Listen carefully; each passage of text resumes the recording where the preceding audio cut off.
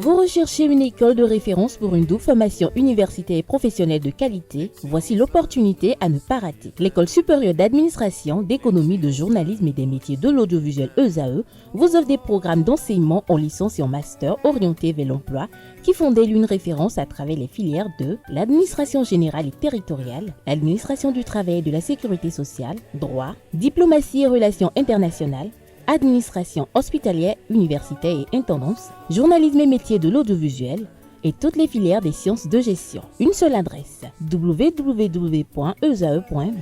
Rendez-vous dès maintenant sur nos campus ESAE Bedjromende au numéro 90 93 65 21 ou au numéro 98 98 14 00. Paracourt sur le numéro 52 46 12 12. Aboumé-Calavi au numéro 52 88 44 44. Akpaka au numéro 52 88 33 33. ESAE, l'excellence à un nom. Bonjour à toutes et bonjour à tous et bienvenue dans l'actualité sportive. La Fédération béninoise de mini-football a tenu une conférence de presse avec les professionnels des médias hier mercredi au siège de cette fédération à Cotonou, à quelques heures avant leur expédition sur la Libye dans le cadre de la Coupe d'Afrique des Nations du mini-football. Le président de la fédération a informé sur les dispositions prises pour effectuer un bon voyage. Sourou Germain Ouanvoegbe, président de la fédération béninoise de mini-football. Cette conférence de presse rentre dans le cadre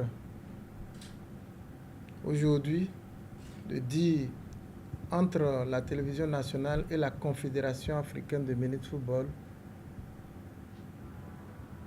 il y a une alliance, il y a une union pour pouvoir travailler ensemble afin que le public béninois puisse vivre ce grand événement, un grand événement qu'est la Coupe d'Afrique de mini-football. La Confédération africaine de mini-football remercie la directrice également parce que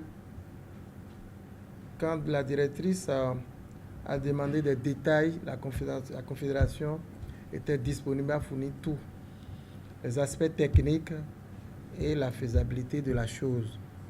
Donc aujourd'hui, nous pouvons dire que de loin, tout le Bénin, ce n'est pas le Bénin seul. Vous savez que le Togo ne participe pas, mais tous les pays qui reçoivent le signal l'ORTB, bon, quand je dis l'ORTB, SORTB, tous les pays qui reçoivent ce signal pourront suivre le Bénin à travers notre télévision nationale. Ça, franchement, c'est un remerciement, un grand remerciement à la directrice. Deuxième chose, je voudrais annoncer, parce que notre voyage se passera en deux phases. La délégation va au Nigeria pour prendre son vol et atterrir en Égypte, au Caire. On fait escale au Caire et après on prend notre vol pour la Libye. Et du coup, pour faire escale au Caire, l'ambassade a demandé que tous les joueurs, enfin toute la délégation, puisse avoir le visa. Et ce n'est pas évident. Ce n'est pas évident parce que c'est des formalités un peu compliquées.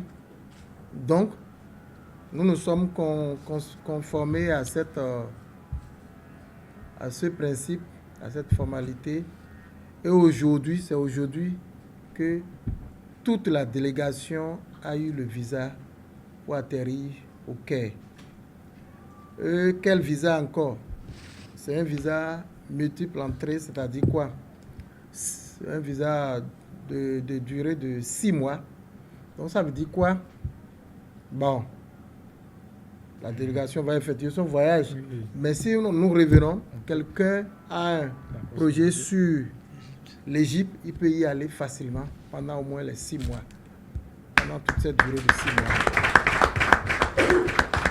Ceci étant pour moi une opportunité pour les joueurs parce que ce n'est pas facile de rentrer dans l'Égypte sans ce visa. Et pour avoir ce visa, même en étant footballeur, c'est un peu compliqué. Les formalités sont un peu complexes. Et du coup, aujourd'hui, grâce à la Confédération africaine de mini-football, grâce à la Fédération de mini-football, notre fédération, nous avons fait tout possible. Ça nous a coûté beaucoup. Mais nous avons tout. Sans ça, on ne peut pas. Parce qu'ils ont dit, sans ça, on ne peut pas atteindre.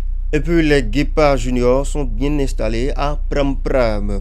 Partie depuis hier au petit matin donc du mercredi, la délégation béninoise a rallié Pram-Pram en banlieue d'Accra en début de soirée. Aussitôt arrivée, elle a été accueillie par l'équipe logistique de l'UFOAB. Les joueurs et les membres de l'encadrement ont été installés. Juste après, Raymond Taillé et ses poulains ont pris la direction de l'une des pelouses synthétiques pour l'entraînement.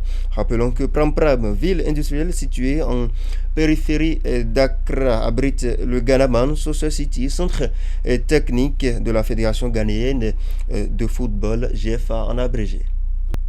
Les sélections U16 du Bénin, Amazon et Guépard ont lancé leur préparation à la Stella Maris University en prélude au tournoi qualificatif qui se tiendra dès ce 10 au 15 juillet au SKD Stadium à Panasville. Le Bénin croisera le fer avec le Libéria et la Côte d'Ivoire dans ce challenge de la zone 3. Bonne chance à tous nos jeunes ambassadeurs qui représentent fièrement le Bénin.